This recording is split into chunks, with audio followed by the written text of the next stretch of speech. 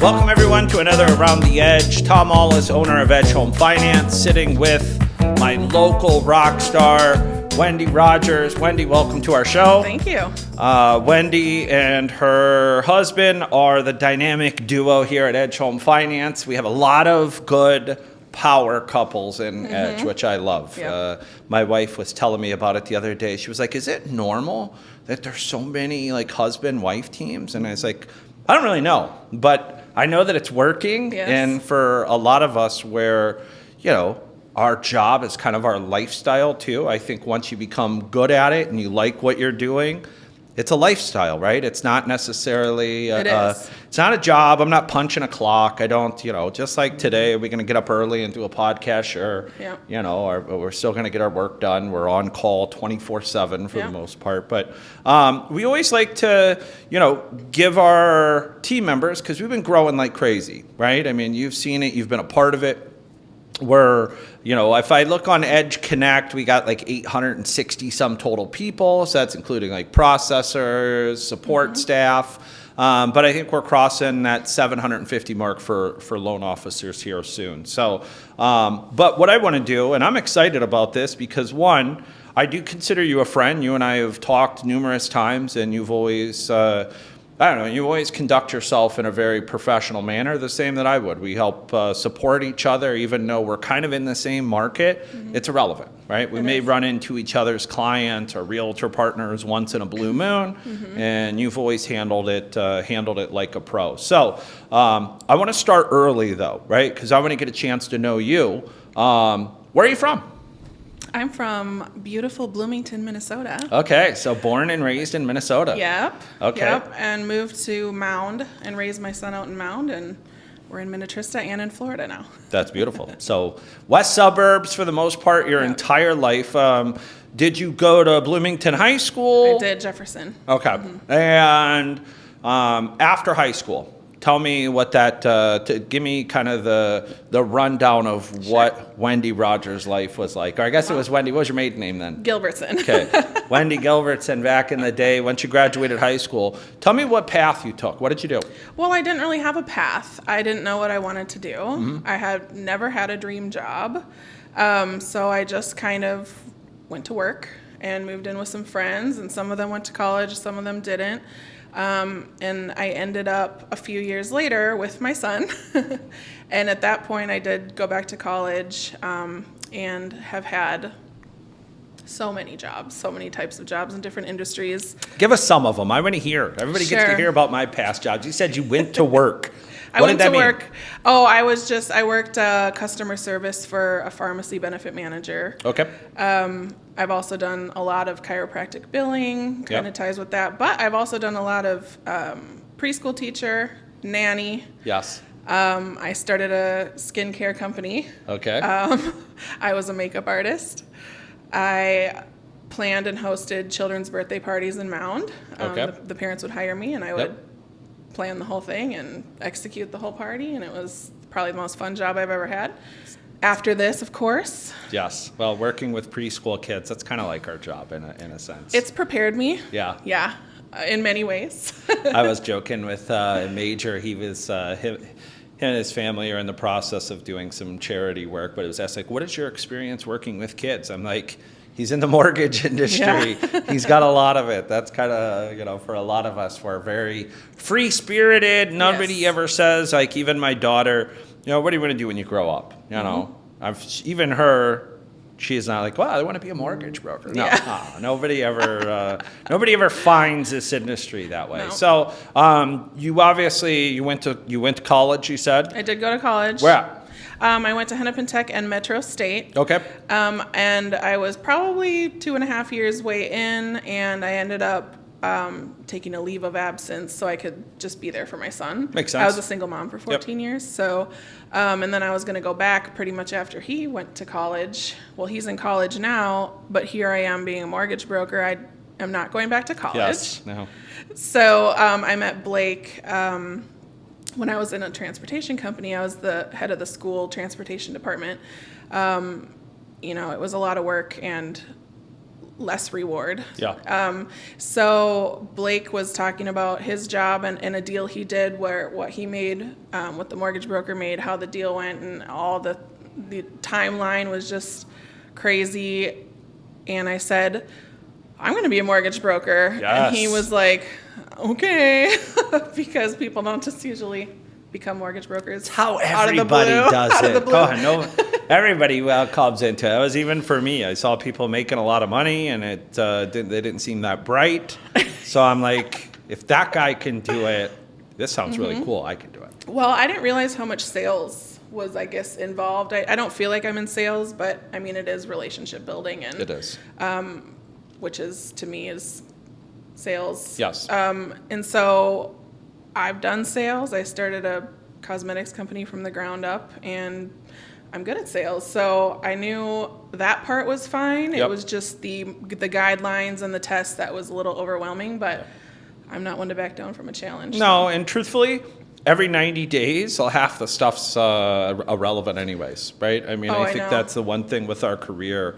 It's constantly learning and staying, abreast of what's going on, right? I mean, we just had, UWM just launched 8 jumbo programs, right? It's like, holy smokes. Now, red, green, blue, it's like, but the point is we're always having to learn. Yep. But those that have the natural trait, I think, to be good mortgage professionals, salesmen, or whatever you want to call it, is kind of the core fundamental of one being a good teacher, right? And obviously it sounds like that was your background and helping kids, really probably learning how to explain things on an elementary level, right? Yes, and keeping track of a lot of moving pieces Yes. and organization and keeping on a schedule. So you wouldn't think that a preschool teacher would really relate so much to a mortgage business, but it does. Yeah, I think we have another, I know Sheila, who's upstairs, she was a teacher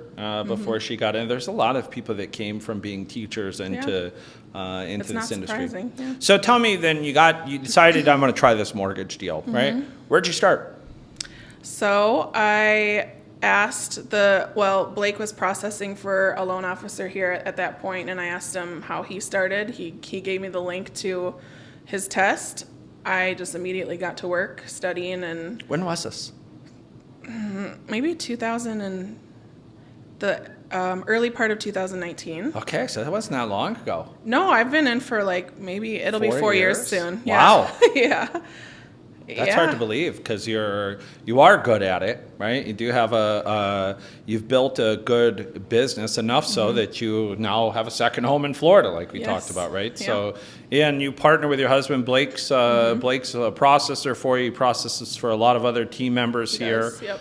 So I'm sure that helps as well, having somebody that's seen so many files all the time to bounce questions It's very off of. helpful. But I will say for his other loan officers, I do not get preferential treatment. We're all on the same level, but I do get to ask him questions when it's bedtime and stuff, though. So. Makes sense. That's all right. Preferential treatment is okay because you're the one, Making like him all dinner. of them. The squeaky wheel gets the oil. It That's doesn't. right, yeah. It doesn't matter if I'm married to you or not. If I need something, I'm calling and calling Right. and calling and Yeah. tapping you. Hey, what's going on with this? Yeah. So 4 years into it, you've been a mortgage broker your entire career then. Yes. Good. Yep. And I'm very thankful because I do a lot of recruiting too. Yeah. And just speaking with retail loan officers, especially right now, they're losing deals left and right. They really are. They only have their one set of product and guidelines to offer. Yep. So if somebody doesn't fit into their box, sorry, can't help you. Yeah. Whereas I can. Yes. I'm doing loans all the time that a realtor will say, hey, their lender couldn't get this done. I will get it done in 2 weeks and have no idea what the problem was. Yeah. I have one right now. I got the approval last night at 10 p.m. somehow. Somebody was working late at Yes. UWM. Love it. Everything was normal. Their Yeah. lender couldn't do it for a myriad of reasons, but there was nothing. Isn't that crazy so. when we come across those? I've had probably the most common ones that I get are those that have a contract, a teacher, for example, right? We're right at that time of year where some of them only work 9 months a year. Right. Like, oh, I'm sorry, your contract's expired. We don't have 3 years proof of continuance. Right. I'm like, what are you talking about? That's not how that works. Like, and then for me, it's been the same with professional athletes, right? Yeah. I've financed from NHL players to NFL, NBA, and it's the same thing, Yeah. right? And I've had a lot of underwriters from other companies where these deals were denied, and I'm like, well, the guy makes $800K a year, and he's got a set paycheck. Yeah. Like, tell me, well, we don't know if he's going to be. Well, you don't know that, Mr. Underwriter, you don't know that you're going to have your job in 3 years from Right, now. So what are we true. talking about here? What does anybody know? That's really it. Yeah. I mean, especially when you're at a at-will employment state, you know. So a lot of that is learning, in my opinion, besides being a good educator, being a good arguer, an attorney, right? Knowing here are the guidelines, here is what I'm showing, but then a lot of times how to spin it and put some common sense into it, right? Yep. So I use my teacher analogy all the time, mainly with my professional athletes that I serve, because I said, if it's a teacher, going to tell me they're not going to go back and teach next year? Yeah. Like their contract renews because they get a raise, right?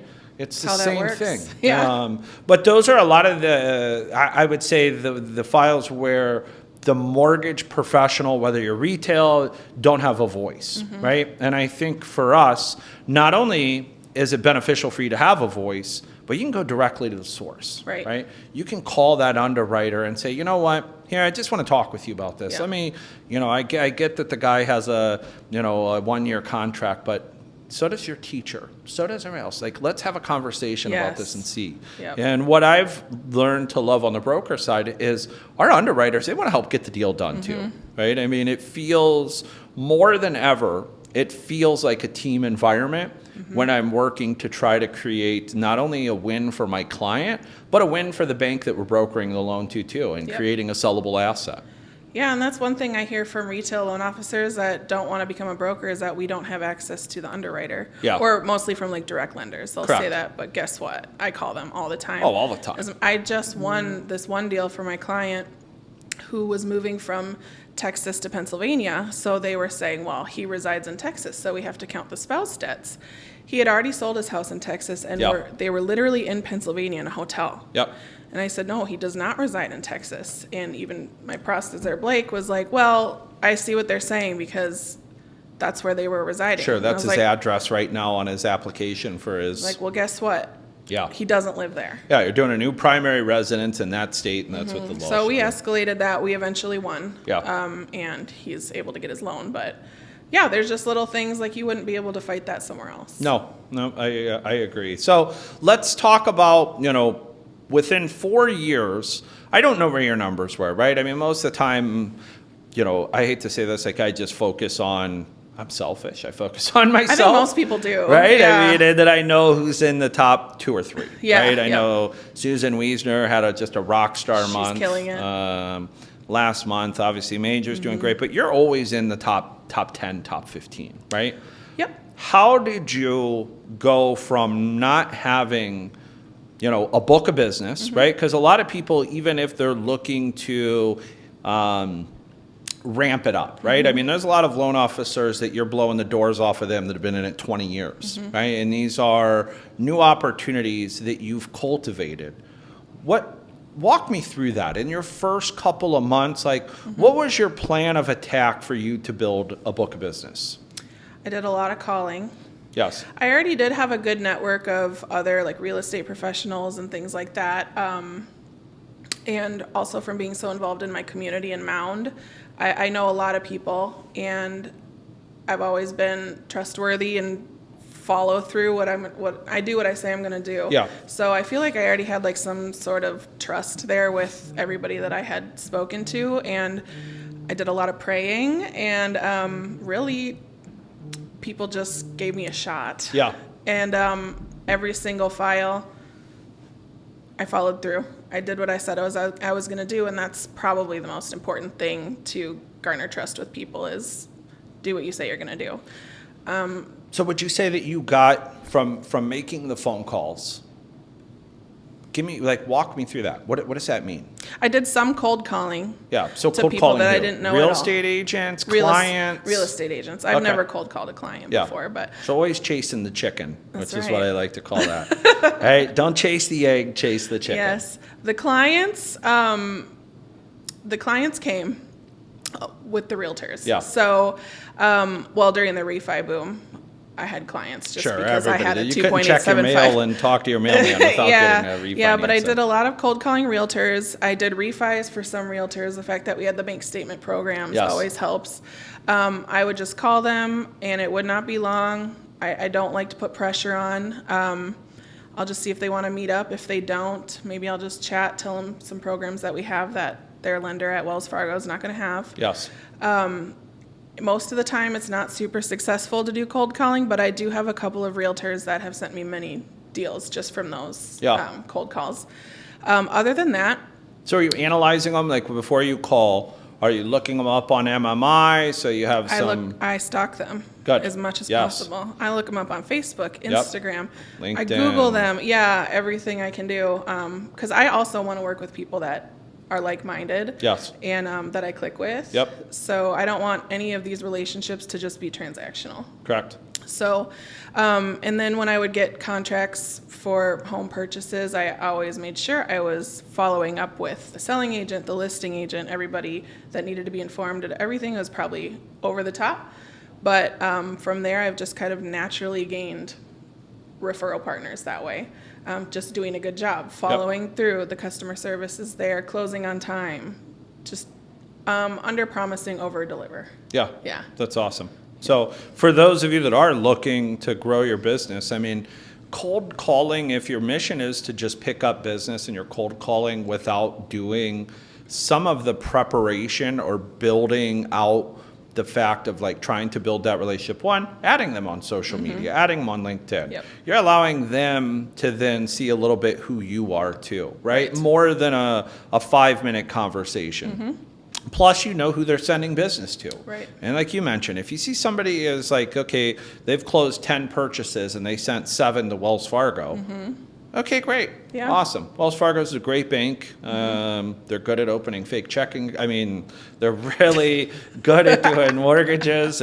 But the fact is, Are we they? do it better, right? I mean, do. and not only that, you're compensated for doing a great job. If you don't do a great job, not only may you not be compensated, but you lose a future string of business that comes from that relationship. Yep. You know, for me, that's been one of the biggest things when I started calling early on in my career is like, hey, listen, this is why it's so important to me. I want to explain to you, like, it's not only this client I'm going to do a great job for, but I need to do a good enough job that I'm going to get 2 referrals. Because if I don't, I'd rather not even have that client. Yeah. Because I've wasted my time. I'm doing a transaction compared to where I really want to give you a feel and show you, you know, how I work and, you know, how it is to work with me.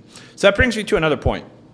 I've learned that most successful originators have a process that's the same, right? And what I mean by that is like if you look at every major company, McDonald's, no matter where you go to a McDonald's, the process is the same, right? And that's one of the things that it's an advantage here is you can build your own process.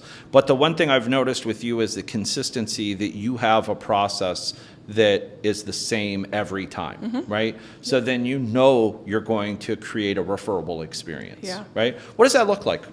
So just from the Just from, I mean, give me a rundown for, you know, even when a pre-approval letter goes out, are you calling the agent? Like, give me, like, if you were interviewing me as an agent to work with you, give me the rundown on how it would look working with you. Yeah, so once we're pre-approved, I'll shoot the pre-approval letter over to the agent and the clients and say, I'm available to tailor this letter anytime. Some people have the pre-approve me app and go through that. And then offer to call the selling agents, congratulate my client again, of course. And then if I've never talked to the agent, I'll call them just to like introduce myself and everything and kind of create a rapport there. And sometimes I've noticed that some agents are a little hesitant to work with new mortgage people, so I will call and just brag about myself. I'll say, you know what, I've been top 20 in the 3rd largest brokerage in the country for the last 3 years in a row. So 2nd largest brokerage. Yes. Yeah, we're second largest, so we gotta. That's something we're fighting hard for. Now that we're 2nd largest, I'm gonna have to up my game to stay in the top 20. There we go. But yeah, I just kind of try to make them feel comfortable that I know what I'm doing. just instill confidence in them. Yeah. And then from there, once they're making offers, I'm writing the pre-approval letters to whatever offer. I'm calling the listing agent, saying the exact same thing to them. You can trust me. I know what I'm doing. This file is strong, blah, blah, all of that. And then I guess as soon as we're under contract, I get the purchase agreement. I immediately go to work. My process is that I know a lot of people have an assistant. I have a personal assistant because I like to do all the loan stuff myself, which might need to change but soon. But so I will decide which lender are we going to here, hopefully UWM. So I will get all the disclosures out. I'll send my client an email and say, hey, your disclosures are on the way. I've already told them, but it's just reiterating. Here's the documents that we still need. I'll include Blake, the processor. He's going to be helping us get you to the closing table. You'll only have to talk to the both of us during your process. And then as soon as that happens, Blake kind of takes over. And then I'm just monitoring. Yes. Once the appraisal's scheduled, I call the buyer's agent and I let my client know. And then when the value comes back, hey, client, we came back over value. Great job, realtor. There's the mark of a great realtor. Yes. Your appraisal came back high. Yeah. Call the listing agent. We came back at value. Yeah. Nice work. Yes. Then we close pretty much right after that, usually, after an appraisal. And then I follow up with the listing agent and the buyer's agent, try to get coffee or just say, hey, that went really well, don't you think? Yeah. Congratulations. Yeah, planting well done. the seed. Yeah. Are you asking for referrals then? Like I've heard some of our, and this is something I'm saying this one because I want to get more present about asking through the process. Are you putting in there? And I know I went to Windsor's boot camp, which was it was a good experience. And they talked about getting CCRs. We try to get these. I'm like, what the heck is a CCR? They're like, well, it's a current client referral. Oh, okay. They do bonuses for their team, which I thought was really slick. Yeah. Like, can you get a current client referral? So, like, why somebody is in process, why they're working with you, getting a referral from them. Are you asking for referrals throughout the process? So, from my client, I just say at the clear to close, hey, if you know anybody else that needs a mortgage, like I'm here, I'd be happy to help. I have tons of programs and everything, or just be happy to talk to people that are thinking about buying a home. But I've had many, many clients give me referrals before they even start their loan. Yeah. I do have many realtor partners, but I have to say my clients have been very generous with referring their friends and family to me. I have one loan going right now. I've done the loan for his parents, his brother, his grandma, and now him. Yeah, that's beautiful. And they're not even from Minnesota, so they don't even know me. So that's how, truthfully for me, I've done business now in so many states to where there's some people that just have that loyalty. Yeah. Because one, they trust you. Yeah. They know that that you actually care more than what you care about the commission, right? And I think that's one of the things that can't be taught. Like, yeah, of course we want to make money. Like, that's a byproduct of success. But those that put the client experience and put the client's needs before your own needs is what is the differentiator for a lot of people in being authentic to be able to receive referrals. So, for me, I've been really trying to tee that up from the beginning. Hey, I want to let you know why my rates and costs are so low. I don't have a marketing budget, right? That's how I can. But because of that, I always have to ask my clients for, if they have a friend or family member or who can refer, can you refer me a business? I'm going to ask for it at the end. But if you know of anyone throughout the process that could help, like, this is why I give. And it's really made a massive difference for me, right? Yeah. And not only asking at the beginning, but then at the end as well, when my processor sends out the final CD with the review link, and if you know anyone, boom. Yeah, with reviews, I sometimes wait until like a week after the loan is closed and just text them and say, hey, because I always forget, honestly. Yes. So that's why I started bonusing my processor for it, because I'm like, hey, you get $50 for every review I get. Oh. So then when they send out the CD, it has, our link, right? So if I get Blake $50 for every referral, then I get $50 for every referral. That's kind of a win-win for you, right? That's a nice part about partnership. Right. But that's a good way. It's a good way to do it. So dive into a little bit on tech stack for you, right? Are you using a CRM at all? Yeah, actually, I was way late to the game on that. Yes, And a lot I of people joined are. one at your first boot camp. Yep. I'm going to be in touch. Good. It's been slow to learn for me. I'm not technical. I very much prefer talking to people and not I'm the worrying same about way. that. So I actually think I might try to get Blake to help me out with that. Good. But yeah, I mean, it's been good. I've had a couple of points of contact from it so far. So Isn't that crazy? You're sending out things like, happy Memorial Day. This is the time, blah, blah, blah, blah. And it's like somebody just, you stay top of mind so they respond and say, Exactly. hey, Wendy, I was thinking about doing a home equity line of credit. What do you have? And it's like, you open up a Exactly. conversation. Yep. So we do have, which is week 2 of our boot camp again, tomorrow, which is specifically for our CRM. So okay. if you're trying to get a little bit even of those that didn't attend week 1 because your pipeline's organized, you don't need to do that. If you wanted to attend week 2 tomorrow, Okay. we'll be diving in and trying to get a little bit more specific. And I'm trying to get trainers from each company, so someone from Be in Touch to, for them to lead it and give some advice, because Yeah. I'm very similar to you. Yep. Like, I like technology because it does the job that I maybe am not always on top Right. of. But at the Exactly. same time, getting it to that point to where it operates smoothly and effectively, it's not my jam, right? I like plug and play. Put it in. I am not going let to it do work. it, basically. I Yeah. just know that I won't. So one of the things that I want to touch about too was like character, right? I think for you, you and I have ran into each other, being a part of the same company, which doesn't happen very often in this industry, surprisingly. One, brokers only have 25% market share. Yeah, we're the second largest brokerage in the country, but we're still only 800 people, right? So we're still very small, Right. considering that there's 40, I don't know, I think there's 48,000 licensed originators right now in the U.S. Couple of stories. One, you've been at places where, I don't know if it was a networking meeting or whatever, to where, when you stood up and said, hey, I'm Wendy Rogers, I'm with Edge Home Finance, someone would come up and like, oh, I know Edge Home Finance, I've worked with Tom before. Yep. The way that you've handled that to me has always spoke your character, right? Like, it's classy. And how really you can't train people to have character, right? To me, it's like, if somebody said, hey, I was trying to get a second opinion, I got one already and it's from Wendy Rogers, what is your natural reaction to that? Like, for me, it's like, well, great. You already have it. You're working with This is what somebody I can great. get. Yeah. They're going to do an amazing job for you. Yep.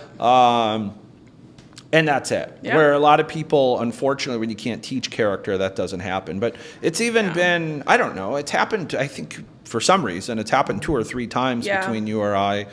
Probably because we're both on the lake, west suburbs. Similar right? area, yeah.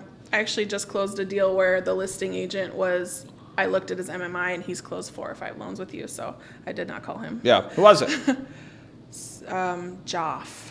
Oh, yeah. Joffrey? Yeah. Serdar? Joffrey. Yeah. Yep. Yeah, he's a good guy. Speaking of which, I think when I initially met him was probably 8-9 years ago when I was calling. Yeah. And I think I did the first thing. You stalk people on Facebook a little bit, which is really just, to me, I want to see what somebody's doing. Are you doing something unique? Right. And he did a lot of unique Are you stuff. doing anything? And he's he's a unique individual in general. But then it was like, let's get together. I remember I had breakfast with him at the International House of Pancakes in Edina with him and his wife Sabrina. And it was great. You kick it off great with some people. Yep. There's going to be some people that like me that don't like you and vice versa. Exactly. Right? It's like you got to find your tribe. Yep. Right? For sure. For me, it's like I don't ever want to work hard for someone that doesn't understand what my value proposition is, right? Like, same for you. I know for a fact, because I've seen it, like, you care, right? And you can't fake that. Yeah. Either it's like, okay, I know I have a deal closing Friday, today's Tuesday, my deal isn't clear to close. The good originators wake up and that's the first thing on their mind. Yeah. Right? I can't sleep. Yeah, same. I will get up in the middle of the night and do something if I have to. I Yeah. can't sleep. Yeah. I think that's a trait of most successful people. I know for me, my partner Chris is that way. Sometimes I'll get emails from him at like 1 o'clock in the morning. I'm like, uh-oh, he's bothered by Yeah. something. What is it? Then I'm Yeah. like, okay, that makes sense. Now I see what's keeping Yeah. him up, and that's just the way we are, right? It's not for any other reason besides we want to make sure that we are doing a great, ethical, responsible job and Yes. continuing to build the reputation. Because, one, for me, I like using Edge for my team name. And I think you've done the same, right? You haven't do. tried to come up and rebrand yourself with anything else. We've built an amazing brand that even in our market here, there may be 1 or 2 agents that don't like us because there's going to be a deal that goes south every now and then, Yeah. right? It's just part of it. But the general sentiment from most agents for us is a really good reputation. Yeah. Yep. Almost to the point to where our pre-approval letters even carry more weight Yeah. than if you had 4 pre-approvals all at the exact same price and it was Wells Fargo, Rocket, and Cross Country. Yeah. We don't have a pretty good shot of. Yeah, I just won a deal for a client a couple months ago. I called the agent. For some reason, he was not a fan of any mortgage people at Yes. all ever. He Yep. just was like a little bit grumpy. Sorry if you see this, but you're grumpy. Some people are. But by the time I got done talking about Edge and myself, he's like, well, I can tell you one thing. These other clients, they don't have Wendy Rogers. My client won the deal. And he closed, and everything went great, and I'm happy for young kids bought their first home. So, yeah, I'm very thankful to work for Edge.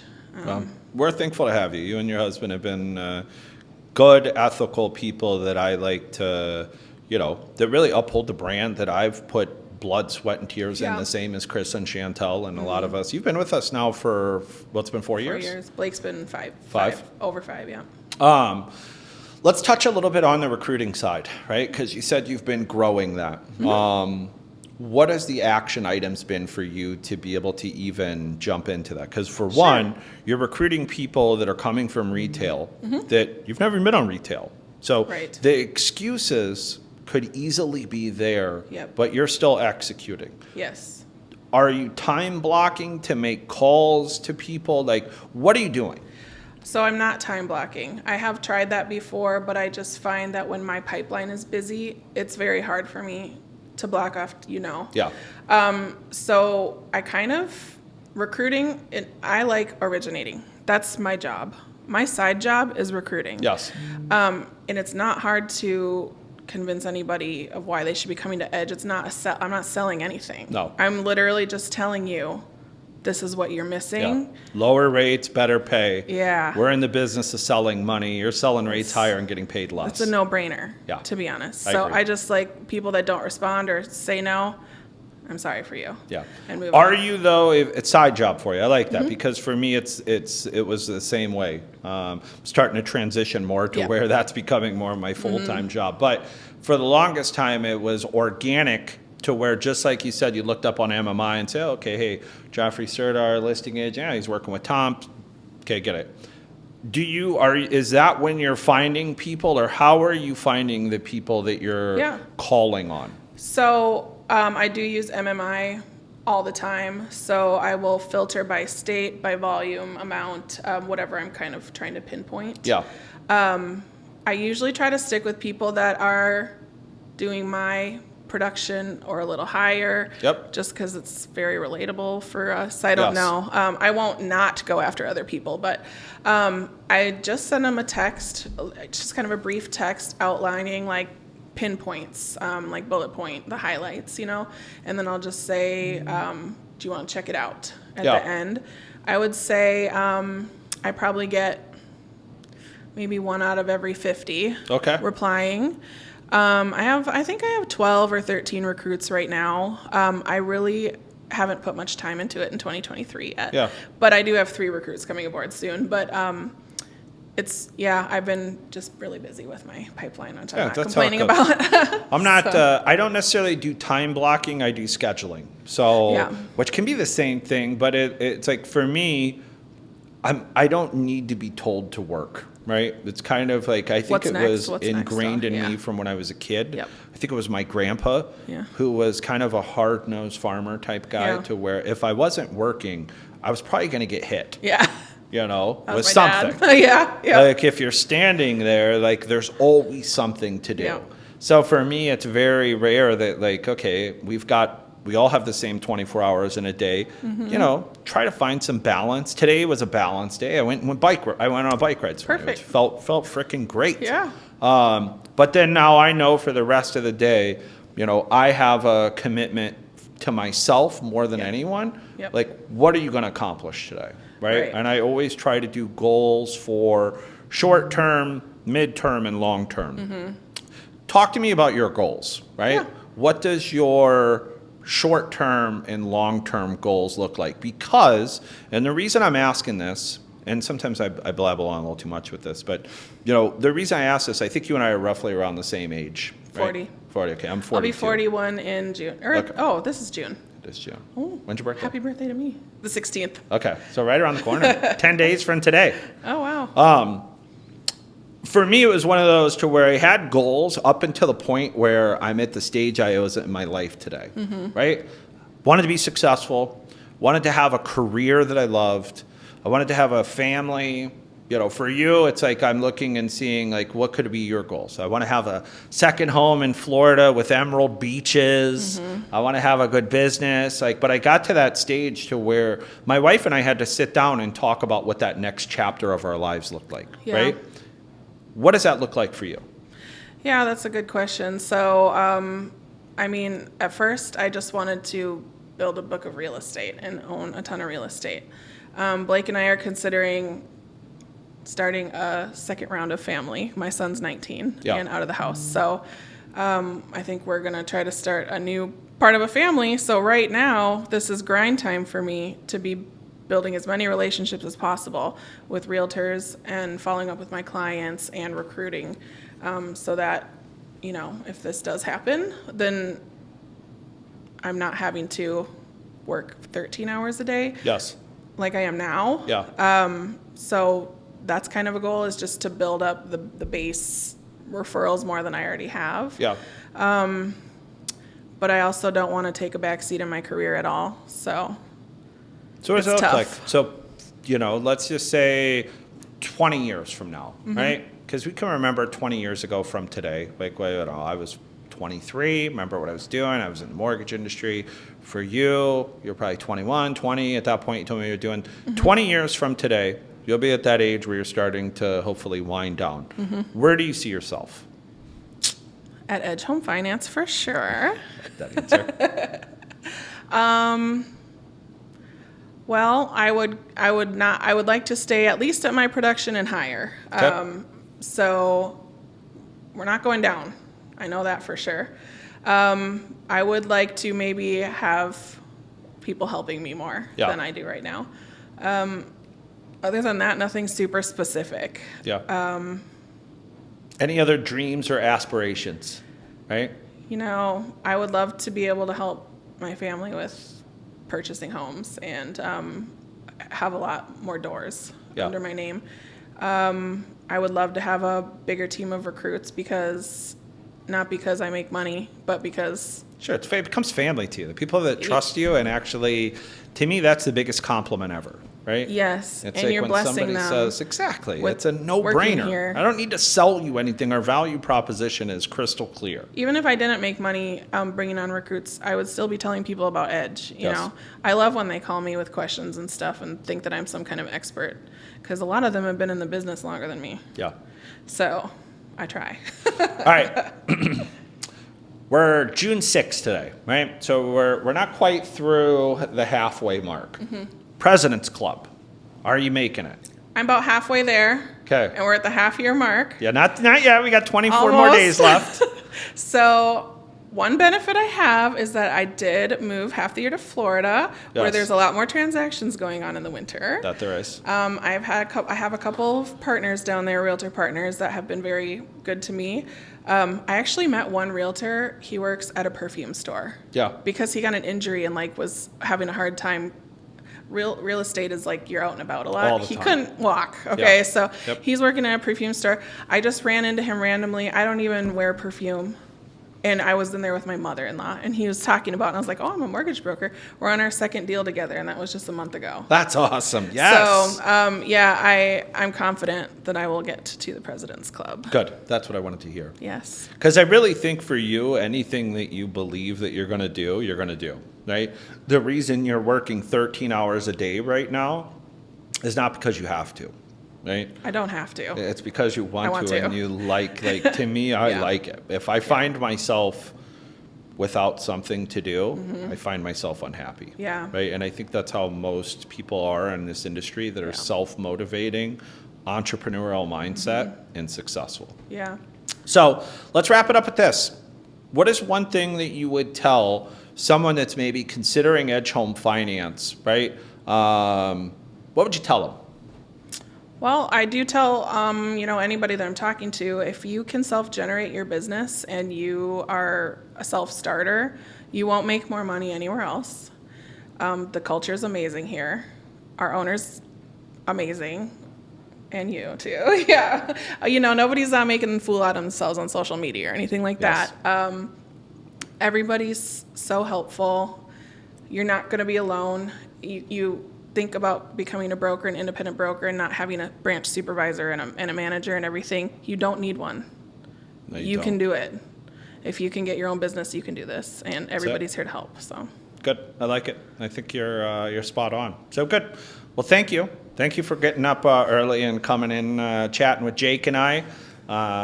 It's been good getting to learn a little bit of your background. Didn't know you were from Minnesota the whole time, and I look forward to seeing you on our President's Club trip because to me, like, we haven't done one in a couple of years, Yeah. right? So now we finally we've gotten to the size that there's no more excuses not to do these things. Before it was tough because you have people in California, Hawaii, everywhere else like, well, we're gonna come to Minnesota in the winter. Yeah. Like, that's not gonna happen. So I don't even want to be in Minnesota. in the no, winter. no, won't. I'm trying to push towards Cabo, but we got to see Okay. what Chris and Chantel. Or Italy. I mean, I'm just saying. Yes. Just kidding. Or where? Italy. Italy. Yeah. That's not a bad idea. Although the hardest part about a President's Club trip is you have all your busiest people Oh, in yeah. one place. at I'm one already time. thinking about that. So I Yeah. need good Wi-Fi, right? Yes. And I need reliable Wi-Fi. Yeah. Those are the Yeah. two caveats. So, anyways, thank you again. Congrats you. on your success here. Thank Thank you. you for being just the person that you are. I really really Thank appreciate you for setting the standard. Yeah, well, appreciate and respect everything on how you've carried yourself when somebody. I think there was a gal, Sharon Faka, that you met one time too as a friend of mine. She was like, oh my gosh, I love her. She's so, like the way that she even talked about the company and you, it was like, that's how we support our team members here. And that's not she's so something that sweet. we can, I can't teach people that. Yeah. Either you're somebody that stabs somebody in the back Yeah. or you're somebody that links arms with them and Exactly. keeps, trying to plow through Yep. to do better for each other. So that's it. Thank you everyone for tuning in. We'll be back next week, every week, Round the Edge.